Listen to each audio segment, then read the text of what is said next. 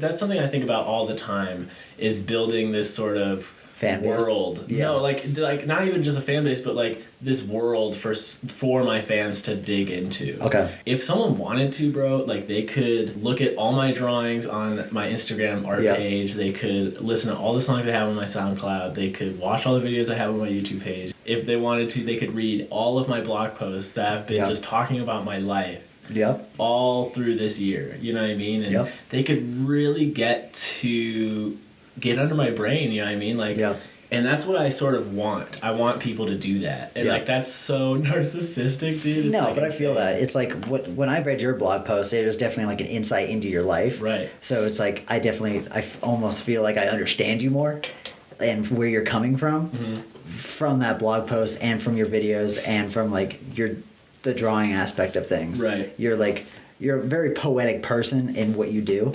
So it's very interesting to deep dive into. I love the artistry, you know what I mean? That's what I was talking about last episode, is that the artistry in certain projects, you know. I love the sort of Renaissanceian, I don't know if that's even a word, but the Renaissance flavor of it all, you know, doing all these multifaceted things, trying to tie it all together to create this sort of ethos. And listening to the Dissect podcast because the internet has really shown me all the different layers that could possibly go into creating a world, you know what I mean? And a lot of the things I was doing sort of just like by instinct. I was sort of just incorporating all of this into my image, into my presence on the internet. Understood. I think that has a lot to do with seeing, as an example, through like Childish Gambino and other artists, like them doing multiple things on multiple platforms to build up to this, like either a release or something like that, you know? Do you have a favorite type of medium to go through? It seems like you're very audio oriented. I would say audio and words, you know, like I feel like the blog posts are something I can really spill into, I guess, you know, really do a lot of work into. And it allows me to sort of go back and think about my life again, you know, and sort of reflect, exactly. And whether or not I'm reflecting and thinking about like the decisions I've made or anything like that, but I'm reflecting and thinking about that experience, trying to recount that, you know, trying to think about it again and put myself back in that mindset to be able to recount it, how it felt, you know?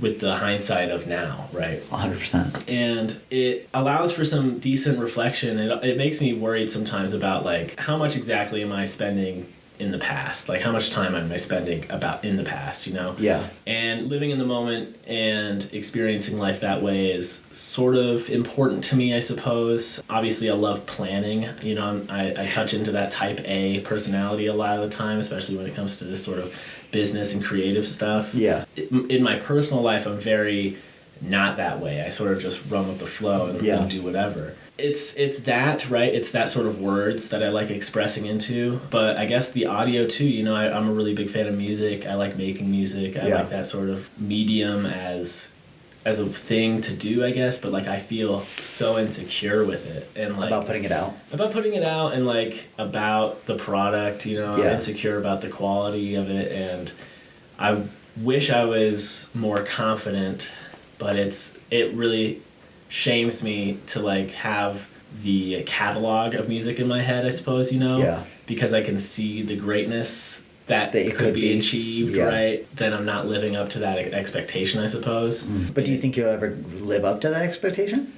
I mean, if I'm being honest, probably not, because I think that expectation will be changing, constantly growing, you know, getting bigger and bigger and impossible to meet. I think through a lot of possible like self-reflection and through a lot of like meditation and thinking about the idea that thinking you should improve is a bad thing. It's sort of like this inherent jab at yourself, thinking that you're not good enough as you are. 100%. And that should be the first thing on your priority, you know. And there's I'm reading a book called Comfortable with Uncertainty. I've been reading it for probably around a year now. I've been slowly just reading it over the course of that year, and I'm about like 30% through, so I haven't made a lot of progress, but there's a lot of teachings in it, and it's only like a page and a half worth of reading per chapter, talking you through these meditations to do to show loving kindness to yourself, and to truly show loving kindness to anything that isn't yourself is impossible to do without showing it to yourself first. Yeah. And to do that, you have to accept who you are as you are right now. The idea that it's even sort of this paradox that you go to do these meditations to improve, right? Yeah. But then you have to sort of stop that thinking of, oh, I'm doing this to improve. Actually, I'm doing this to show, for this to be the act of loving kindness toward myself. Yeah. You know what I mean?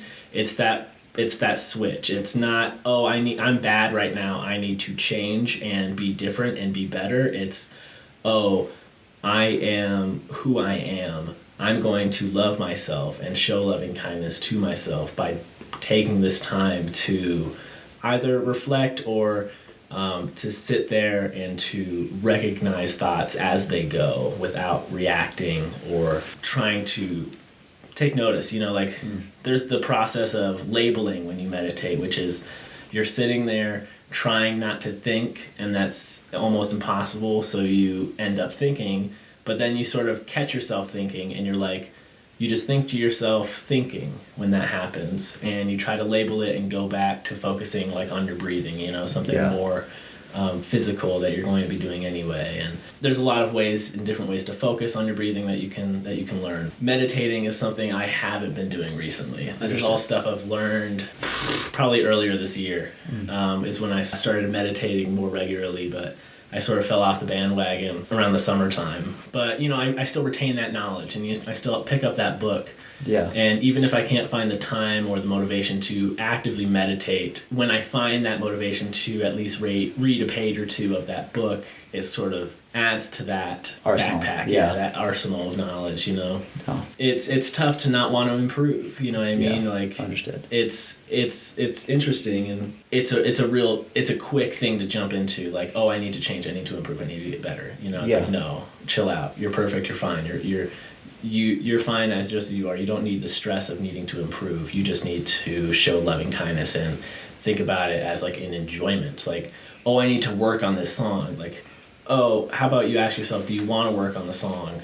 And if you do, show the act of loving kindness to yourself and let you do what you want. You know what I mean? Appreciate the process as much as you do the outcome. Yeah.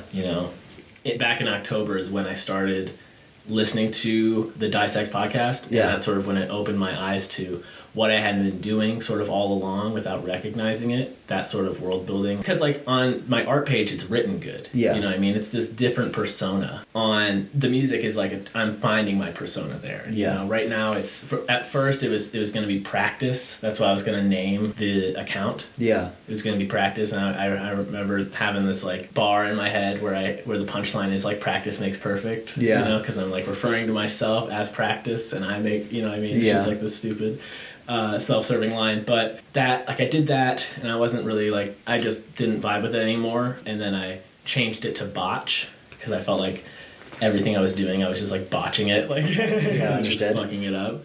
And that's what it is right now, and I think it's gonna stay that way for a minute. Because you find new inspiration. Yeah, until I find exactly. Yeah, I'm okay. Like a lot of people I've talked to, because it's something I've struggled with, is this identity crisis. Yeah. With music.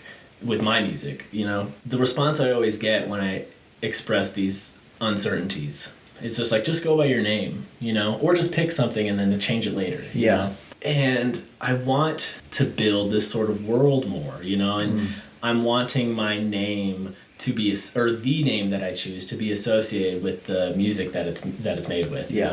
There's that guy I was telling you about. I can't remember the name exactly. I think it's War Is Over is a band. Okay. Healer is an artist. And then that Okay All Right is another artist. War Is Over is a band between two guys. They make sort of folk music, indie folk. Okay All Right is half of that band, half of that duo. And he makes sort of indie rock solo. Okay. And then Healer is the same guy, from OK Alright, and he makes like ukulele rap. Okay. Sort of happy. It's the lyrics. The vibe is happy, but the lyrics are often sort of sad. Yeah. You know, when you really listen to them, you know, it's like, oh shit, this is sort of like heartbreaking. You know, and it's sort of half and half right now because he only has 2 songs out as Healer, and one of them is called The Cat's Meow, and that one's sort of like really lovey-dovey and cute. Yeah. And the other one's called. I can't remember what it's called, but the other one's sort of like that happy vibe, but the lyrics are sad. Yeah. But both of those songs are good. I have Angelica's Room by War Is Over, the band, saved, and that song's really nice. I'm not sure if it's indie folk. It might just be indie rock. Okay. I can't remember.